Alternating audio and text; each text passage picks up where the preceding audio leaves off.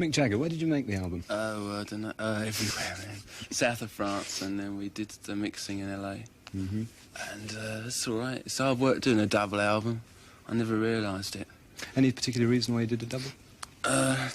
We just, I don't know, after a while we realised we gotten enough, you know, to do it, and so we decided to do a double album. But it's a lot of hard work when you come to mixing it, for us anyway, because we get very very perfectionist about it.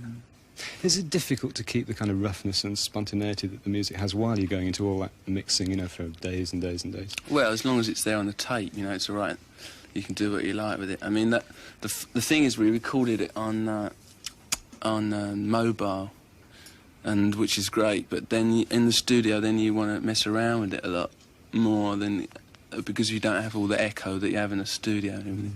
So when you're kind of mixing it, you want to mess around, especially when you've got like 18 songs. So then after a while, you want to make them sound different, you know, one different to the other, a bit more than you would normally. None of us have heard the album, but is there anything you could say about its musical direction or how it relates to any of your earlier albums?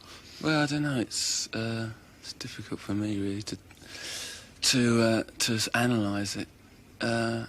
It's sort of, yeah, it's pretty fast, very danceable. You know, we made one side very up tempo. You know, it was about like really, really fast. You know, and very dancey. And then another side's a bit more relaxed, and the other two are just a mixture. I mean, I don't know, musical directions. It's pretty straight, sort of. I don't know. People might say, you know, something else. I don't know. It's pretty straight stones to me. Good mixture of different kinds of styles that we like to do. It's quite nice. I mean, glad it's over, though. You know, glad it's done. When they get on with the next one. Most people get more sophisticated when they get older musically. You know, you seem to get rougher in a way. You know, not well, you know, it just, yeah. I know what you mean. I mean, people. Yeah, you mean people get soft as they get older. Well, that's kind of true, I suppose. But this album just turned out the way it does. You can't really. It kind of after you start something, it kind of has a mind of its own, you know, and it goes on. But then I would like to do something not softer, but a little, not sophisticated. I mean, I don't know, different. You know, but yeah, these things, they come up. You know, if you're not, we just weren't in that mood at the time. The last summer making it, we just wanted to play quick songs. You know, very rock and roll. You know, very quick, kind of dancey and commercial, rememberable tunes. But I mean, I do like doing things that are a bit sort of stranger sometimes. Yeah.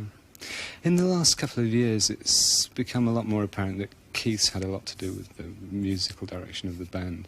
You know, I think he seems to have come out a lot. What's your relationship with him when you're composing and recording? Well, we work very much together. You know, we always have done, really. I mean, Keith's always written. You know, like a lot of the songs. You know, we've always worked together. I suppose. You know, we work together, and then sometimes we write on our own, like, songs, you know, and then when we come to the studio, we change them around, and we might change the words, or, you know, if I have to sing one of the songs that he's written, then I obviously change it to the way, you know, I feel the melody goes, you know, and vice versa, you know. So you try every combination, but basically we work pretty much together, though I sort of write more of the lyrics rather than the melodies, though. So I say sometimes you know, every possible combination, which is like 4 combinations. Do you differ greatly in your attitudes?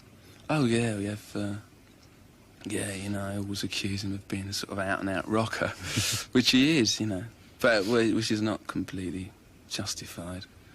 But, you know, no, it balances out all right, you know, because he's always rocking and I always want to do something, make it a bit different, you know. So it works out like that, you know, then we get a nice balance, you know, and that, which is the point of 2 people writing, you know, otherwise you've got to have someone to sound off your ideas and he's got to have someone to sound off his, you know. So, and the best songs we've ever written are the songs that we wrote really together, I think. What would you say those are?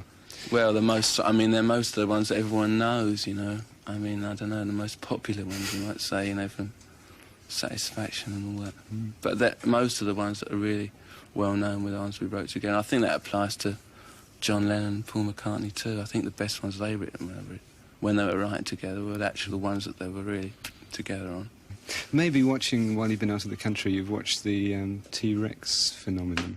grown? Well, I saw Mark Bolan in LA when he played his so-called debut, which was about the 4th time he played in LA, actually. He played in a ballroom, which is quite nice. And he was all right, he went down well. Looked nice. I thought he was best when he played his acoustic numbers, really, sitting on his podium. Rather like he is now. But, yeah, he was good. What I wondered was how you reacted to what's happening. Like, for the first time, there's something growing up underneath your generation. You know, there's a new generation coming up, and you're, in a way, being displaced as the involuntary leader of the youngest generation that's expressing itself. Well, I mean, I'm not 19, and nor's Mark Bolan, but I mean... but he's leading that. Well, it's all right. I mean, musically speaking, I mean, I don't think you'll really have a new thing until you've got a new music. I mean, you know, while you're still basing yourself on sort of Chuck Berry, you know, you're still the same, unfortunately.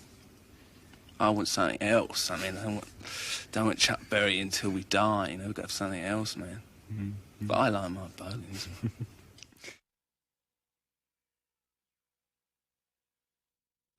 Are all the band involved all the time with the recording of a Stones album? Basically everybody's together to cut the tracks. After that, everybody sort of disappears and leaves it to Mick and I, because they get confused after a while. And everybody sits in the studio saying, oh, this should be louder, this should be... So we end up usually, Mick and I, struggling along by ourselves. Because you yourself lately have been working with Ronnie Wood. Yeah, I did. How did that come about, Keith? Well, that came about while Mick was doing a few difficult vocals on his own for an album. And I was sort of just hanging around, with nothing to do particularly. One night Ronnie called me up and said, come down, I've got this fantastic rhythm section. Willie Weeks, Andy Newmark. Andy Newmark was with Sly, right, on the Fresh album. And Willie Weeks is known for his stuff with Donny Hathaway. And also, I think he's taken over sort of Chuck Rainey's position at Atlantic, doing Aretha sessions, you know. He's like a New York's hot bass player, you know. And I went down there just one night to see what was happening. And I got roped in to do a guitar overdub. And after that, I lived there for a month. I didn't see daylight again. What's happening in the future with the Stones now? Keith, are you planning a tour in the new year? Yeah, I think that we should probably be going to the States in the spring. Instead, we were supposed originally to be going this year. It was sort of an inevitable thing once every 2 years. But suddenly everybody got up and said, oh no, can't make it this year. We want to finish the record and get that done. And so we put it off until the spring, although maybe a few gigs around Christmas would be nice. I'd like to get on the stage again. Because we were talking earlier now about the kind of venues that you're doing, Keith, and really they're enormous venues that you're playing. Yeah, and they get bigger and bigger every time, you know. Are you wanting really to do smaller things now? Well, you know, it's kind of selfish to sort of go into a city where, say, 60,000 people want to see you and say, oh, we want to play in a 3,000-seater hall, you know, because the other 57,000 have to just lump it, you know. So the thing to do, I think, is to do the big ballpark and then do the small theatre as well. And so 63,000 people get a chance. Do you enjoy touring still? I love it. It's the lifeblood for me. For any band, I think, any band that doesn't play live is only half a band as far as I'm concerned, because that is where it all comes from, you know.